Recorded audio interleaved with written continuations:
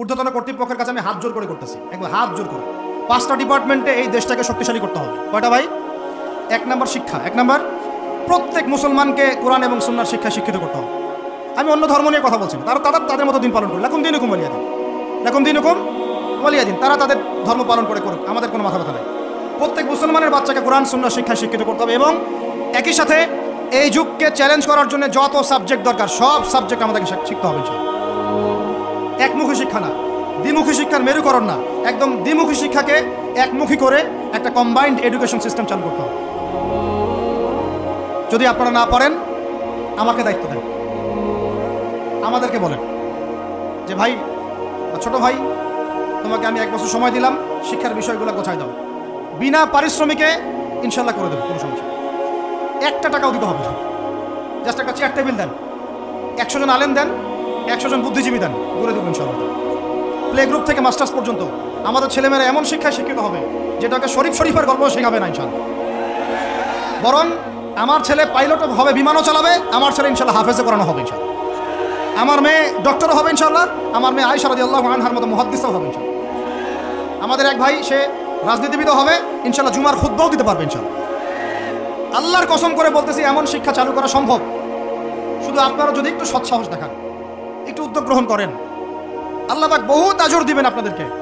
আল্লাহ পাক এই ওসিলায় আপনাদের সব গুনাহ মাফ করে জান্নাতও দিতে পারেন। আল্লাহর রাস্তায় আল্লাহর দিকে ফিরে আসেন। আমি আপনাদের সবচেয়ে শ্রেষ্ঠ বন্ধু, আমাকে শত্রু মনে করেন। ইউসুফ আলাইহিস সালাম এক পর্যায়ে বলেছিলেন যে আমি যোগ্য, আমাকে দায়িত্ব দেন। মনে আছে আপনাদের? যখন সমাজে দুর্ভিক্ষের স্বপ্ন দেখলেন রাজদরবারে গিয়ে তিনি বললেন যে দেখেন, আপনার স্বপ্নটা এমনি স্বপ্ন না, 7 বছর এখানে ফসল ফলবে, 7 বছর দুর্ভিক্ষ হবে। যদি আপনি আমাকে দায়িত্ব দেন, আমি ইনশাল্লাহ এমন একটা অর্থ ব্যবস্থা প্রণয়ন করব যে ইনশাল্লাহ এই দুর্ভিক্ষের কবল থেকে মানুষ বেঁচে যাবে। মানুষ বাঁচে নাই? ওখানে এখানে প্রমাণ হয় একটা জিনিস, যখন দায়িত্ব নেওয়ার যোগ্য কেউ দেখা যায় না, তখন যোগ্যদেরকে কথা বলতে হয়। যোগ্যদেরকে কি করতে হয়? কথা বলতে হয়। এখন দায়িত্ব দেখতেছেন না কাদের হাতে? একটা লোক, যে ব্যক্তি আল্লাহর অস্তিত্বেই বিশ্বাস করে না, সে কিতাব লিখতেছে, ওই কিতাব আমাদের সন্তান পড়তেছে। আমি নাম মেনশন করতে চাচ্ছি না। কিছু মানুষ যারা আল্লাহর অস্তিত্বেই বিশ্বাস করে না, তারা মনে করে মহাবিশ্ব সৃষ্টি হয়েছে বিগ ব্যাং থেকে, আল্লাহ সৃষ্টি করে নাই। ও ডিপার্টমেন্ট অফ হেড হয়ে বসে আছে ওখানে। যদি একজন সৎ নেতা দাঁড়ায় যায়, বলে যে আমরা প্রাইমারি লেভেলেই ক্লাস 1 থেকে 5 পর্যন্ত যে সময়টুকু, এই সময়টুকুর মধ্যে আমাদের বাচ্চাদেরকে কোরআন তেলাওয়াত করা বাধ্যতামূলক করে দিলাম, সিলেবাসভুক্ত করে দিলাম, ওই নেতার উপর আল্লাহ রহম করবে ইনশাআল্লাহ। সেই নেতা কোথায়? কে আছে সেই সাহসী নেতা? আমি আপনাদেরকে বলি যারা রাজনীতি করেন, কারণ আমার সাথে আপনাদের কোনো শত্রুতা নাই, আর আমি আপনার শত্রুও না, বরং বন্ধু। আপনারা যারা রাজনীতি করেন, এমন একটা নেতা খালি বের করে দেন, এমন একটা নেতা হয়ে যান খালি ওমরের মতো। আল্লাহ পাক তৌফিক দান করেন আপনাদেরকে, যে আপনারা যদি কোরআন শিক্ষাটাকে বাধ্যতামূলক করে দেন, নবীর হাদিস শিক্ষাগুলোকে বাধ্যতামূলক করে দেন, সিরাত নবীর জীবনী চর্চাগুলোকে বাধ্যতামূলক করেন উচ্চ মাধ্যমিক লেভেলে, দেখবেন এই ছেলেপেলেগুলো আর ওই ইয়াবাখোর হবে না ইনশাল্লাহ। এরা ওই টিকটক, ওই ফেসবুক আর পাবজি, ফ্রি ফায়ার নিয়ে পড়ে থাকবে না। এরা কিশোর গ্যাংয়ে যোগ দিবে না, এরা জেনা করবে না ইনশাল্লাহ। এগুলো আপনি ঠেকাতে পারবেন না, তো জেনা ঠেকাতে পারবেন না এখন আপনি। এরা ফ্রি মিক্সিংয়ে চলে গেছে, সবার ফোনে পর্ন দেখতেছে। ওরা বাচ্চাদেরকে ধরে রেপ করতেছে। এখন ছেলে মেয়ের আদমশুমারি যদি করতে পারেন, একটা কুমারিত্ব শুমারি করে দেখেন, 18 বছরের কম কত মেয়ের সতীত্ব নাই, 21 বছরের কম কত ছেলের সতীত্ব নাই, আপনি টেস্ট করে দেখতে পারবেন। এই হলো সমাজের অবস্থা। এখন চলতেছে সমকামিতা। আল্লাহর লুতের গজব নেমে আসবে, লুত আলাইহিস সালামের কওমের গজব নেমে আসতে পারে। আল্লাহ হেফাজত করেন আমাদেরকে। সমকামিতা বৈধ করে গিলিয়ে খাওয়ার জন্য ট্রান্সজেন্ডার চালু করতেছে এরা। ছেলে বাইর থেকে ছেলে, মনে মেয়ে, মনটা চায় ছেলের সাথে যৌন সম্পর্ক করতে, নাউজুবিল্লাহ, অথচ বাইর থেকে একটা ছেলে।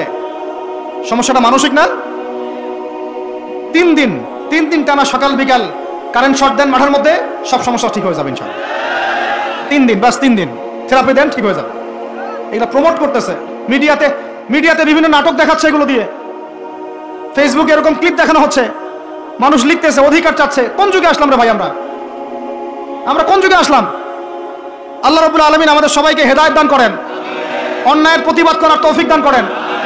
আমি আমাদের ঊর্ধ্বতন কর্তৃপক্ষকে বিনয়ের সাথে অনুরোধ করব, এইগুলোর পিছনে যারা এজেন্ডা বাস্তবায়ন করতেছে সবগুলোকে ধরে ভিতরে ঢুকাই দেন একেবারে। 7 দিন রিমান্ডে রাখেন, ঠিক হয়ে যাবে ইনশাআল্লাহ। আপনারা খালি দাড়ি টুপি পাগড়ি জুব্বা দেখলেই সন্ত্রাসী মনে করেন? এরা তো স্পষ্ট সংস্কৃতির সন্ত্রাস। স্পষ্ট শিক্ষা সন্ত্রাস।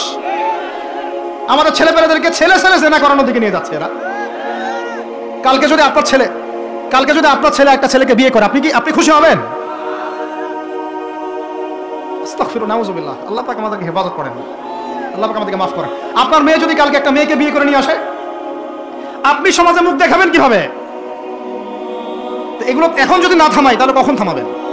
ওই যে বললাম, সুদ যখন চালু হয়েছিল আমরা সবাই কিন্তু প্রতিবাদ করি নাই। এখন সবাই সুদখোর হয়ে যাচ্ছে দিন দিন।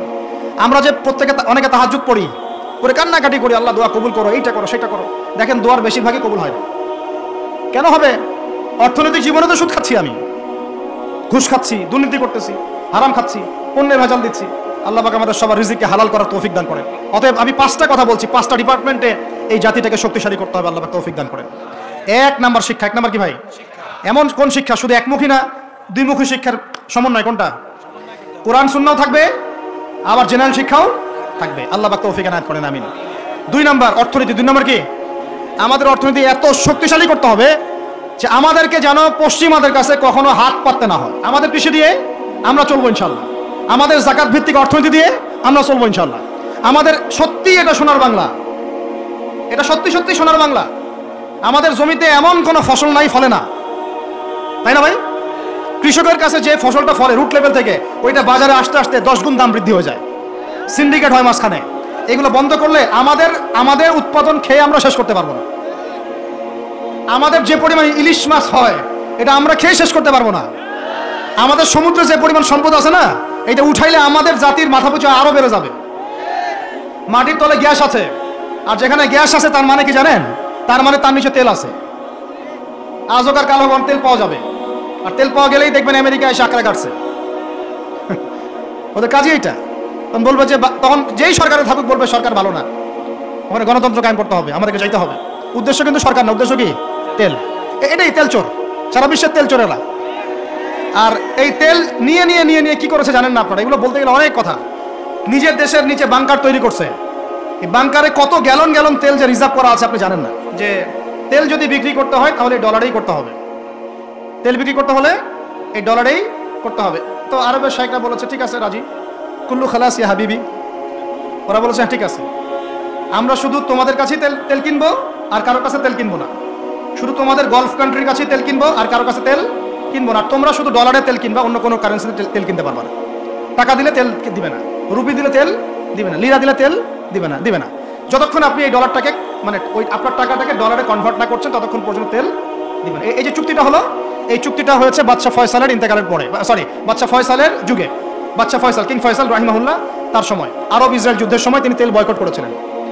তো এই চুক্তিটার নাম হচ্ছে পেট্রো ডলার মনিটরি সিস্টেম। কি বললাম বলেন? Petro dollar monetary system. এখন বলেন, ওলামায়ে কেরাম তো অনেকে আছেন এখানে, বলেন তো এই চুক্তিটা জায়েজ না জায়েজ? এক সময় কেনা বেচা হতো সোনা দিয়ে, কি দিয়ে? গোল্ড কয়েন দিয়ে, রূপার কয়েন দিয়ে। ওইটা দিয়ে নবী সাল্লাল্লাহু আলাইহি ওয়াসাল্লাম কেনা বেচা করতেন। ওইটার মান কিন্তু কখনো কমে যাবে না, যাবে? কখনো কমবে না। আসহাবুল কাহফ 309 বছর পর ঘুম থেকে উঠছে, ওইটা 309 বছর আগে পকেটে যে মুদ্রা ছিল ওইটা বের করে দিয়ে বলতেছে বাজারে গিয়ে খাবার নিয়ে আসো। বুঝেন নাই? আর আপনি আপনার এই যে 1000 টাকাকে পকেটে রাখা 309 বছর ঘুমান, ঘুম থেকে উঠে এটা বের করে দিয়ে বলেন খাবার নিয়ে আসো। ওই সময় 309 বছর আগে ওই 1000 টাকা দিয়ে যদি 1 কেজি গরুর মাংস পাওয়া যাইতো, 309 বছর পর বের করে দেখবেন ওই 1000 টাকা দিয়ে আপনি ডিম পাইতে পারেন, একটা বড়দের একটা কি ডিম বা মুরগি পাইতে পারেন। এটাকে ইনফ্লেশন বলি আমরা, কি বলি? ইনফ্লেশন। তো যাই হোক, ওইদিকে যাচ্ছি না। এখন এটা বুঝেন, এই যে ডলারটা আমি ছাপাইছি, আমার কোনো খরচ আছে? এই ডলারটা ওকে দিলাম, দিয়ে আমি তেল নিলাম। তেল মানে হচ্ছে এই বিশ্বের সোনা। তেল মানে কি? এই বিশ্বে এখন সোনা ফাংশন করে না মার্কেটে, তেলই হচ্ছে সোনার জায়গা দখল করছে। এখন এই ডলার দিতে আমার কোনো খরচ নাই। ডলারটা ওকে দিলাম, ওর কাছ থেকে তেল নিলাম, নিয়ে তেলটা আমি আমার দেশের বাংকারে রিজার্ভ করলাম। আমার কোনো লস আছে? আমার কোনো লস আছে? নাই। এখন এই ডলারটা যেহেতু রুলিং কারেন্সি, এটাকে ইকোনমিক্সের ভাষায় বলে হার্ড কারেন্সি, মানে শক্ত টাকা। কি বলে এটাকে? শক্ত টাকা। আর আমাদেরগুলো সফট, নরম। মানে হার্ড কারেন্সির মাধ্যমে বা এর আদলে সফট কারেন্সির মান নির্ধারিত হয়। বুঝতে পারতেছে কি? তো এখন যেহেতু ডলার হার্ড কারেন্সি, তো এখন ডলার না পাইলে আমাদের রেমিটেন্স বাড়বে না। এখন আরবরা ডলার নিয়ে জমানো শুরু করলো, আর মাশাআল্লাহ উঁচু উঁচু বিল্ডিং নির্মাণ করা শুরু করলো, আর ওই যে অরিজিনাল যেটা সম্পত্তির তেল ওটা দেওয়া শুরু করলো। আর তিনটা জাস্ট পয়েন্টগুলো শেষ করে দেবো। 3 নম্বর পয়েন্ট হচ্ছে আমাদের যুব সমাজকে নিয়ে সত্যিকার অর্থেই একটা কর্মমুখী পরিকল্পনা প্রণয়ন করতে হবে। আমাদের অন্যতম একটা সমস্যা হচ্ছে বেকারত্ব। সমাজের যুবকরা দেখেন না, যে জেনারেশনটা যুদ্ধ করেছিল আমাদের বাংলাদেশের মাটিতে, এই জেনারেশনটা কি তারা পারবে? ওদের কি সেই ফিটনেস আছে? ওদের সেই কি প্রশিক্ষণ আছে? ওদের কি সেই খাদ্যাভ্যাস আছে? ওদের কি সেই চেতনা আছে? কত, আমি তো নিজেও ইংলিশ মিডিয়ামে পড়েছি, আমাদের ব্যাকগ্রাউন্ডে এমন অনেক স্টুডেন্ট ছিল যারা ভাষা দিবস, শহীদ দিবস নাম ওটা কবে সেটা বলতে পারে না, 7ই মার্চ কি হয়েছে তারা জানে না, 16 ডিসেম্বর কি দিবস ওরা জানে না। এরকম বহু বহু আপনি স্কুল জরিপ করেন, বহু English medium English version school আছে, ওরা জানে না এগুলো কি, ওরা এগুলো পড়ে না, জানে না। সংস্কৃতির কথা বলি, ভাষার কথা বলি, গৌরবের কথা বলি, এগুলো আমাদের গৌরবের জায়গা। কিন্তু আপনি দেখেন প্রত্যেক মোড়ে মোড়ে হিন্দি গান বাজতেছে, বাংলা গান কয়জন শুনতেছে? নজরুল নাই, হারাই গেল। নজরুলকে হারাই ফেললাম, জসিমউদ্দিনের কবিতা হারাই গেল, ডক্টর শহীদুল্লাহর কথাগুলো আস্তে আস্তে হারাই যাচ্ছে। আহমদ ছফা নাই। আমরা ওইসব জায়গায় কাদেরকে বসাচ্ছি? আমি কাউকে আঘাত করতে চাচ্ছি না, আমরা ওইসব জায়গায় কাদেরকে বসাচ্ছি দেখেন।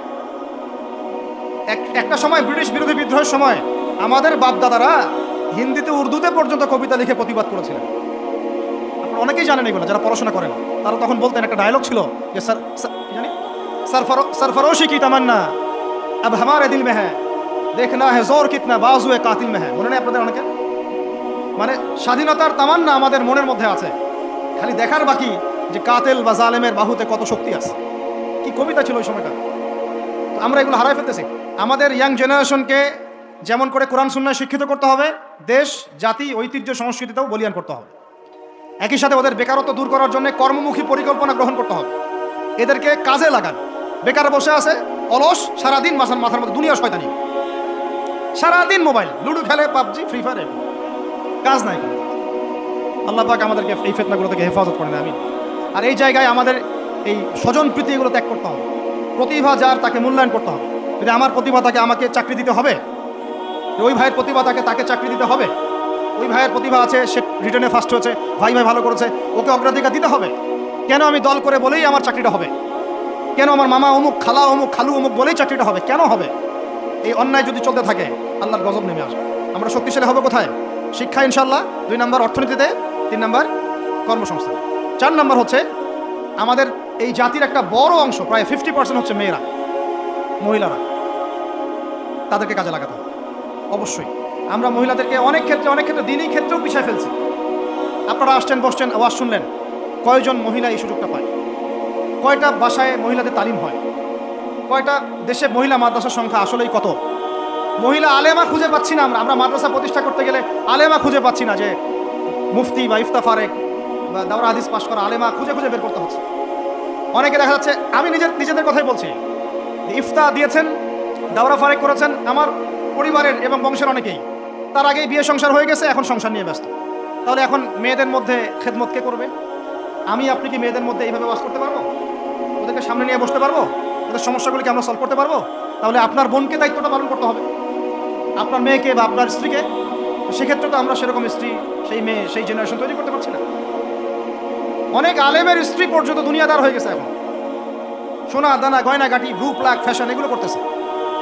হ্যাঁ, তো এগুলো থেকে আমাদেরকে বের হয়ে আমাদের স্ত্রীদেরকেও খাদিজা আয়েশা রাদিয়াল্লাহু আনহুমা তাদের মতো করে দিনের পথে সহযাত্রী বানাতে হবে। আল্লাহ পাক তৌফিক দান করেন। আল্লাহ পাক আমাদের এই পুরো মা বোনদেরকে হেদায়েত করেন, তাদেরকে খাস পর্দায় থাকার তৌফিক দান করেন ইনশাআল্লাহ। আমাদের এই যুবকরাই সোনার বাংলা করবে ইনশাআল্লাহ। আর শেষ কথা, লাস্ট পয়েন্টটা শেষ করে দিই। লাস্ট পয়েন্টটা হচ্ছে ভাই, যে কোরআনে আল্লাহ রাব্বুল আলামিন এই বিশ্ব রাজনীতি ডিল করার জন্য অনেকগুলো হেদায়েত দিয়েছেন। আমি আলোচনার মাঝখানে কিছু এনেছি, যেমন সূরা মাইদার আয়াতগুলো, ইহুদি খ্রিস্টানদের সাথে আমাদের চলাফেরা কেমন হবে, মুশরিকদের সাথে আমাদের চলাফেরা কেমন হবে, আমাদের বাণিজ্য কেমন হবে, আমরা কাকে বন্ধুরূপে গ্রহণ করতে পারবো, কাকে পারবো না, এইগুলো ফলো না করতে পারলে একটা জাতি সমৃদ্ধ হতে পারবে না। আল্লাহ রাব্বুল আলামিন আমাদেরকে শিক্ষা, অর্থনীতি, যুব সমাজের উন্নয়ন, নারী জাতির উন্নয়ন এবং বিশ্ব অর্থনীতিতে সর্বোচ্চ সাফল্য অর্জন করার তৌফিক দান করুন।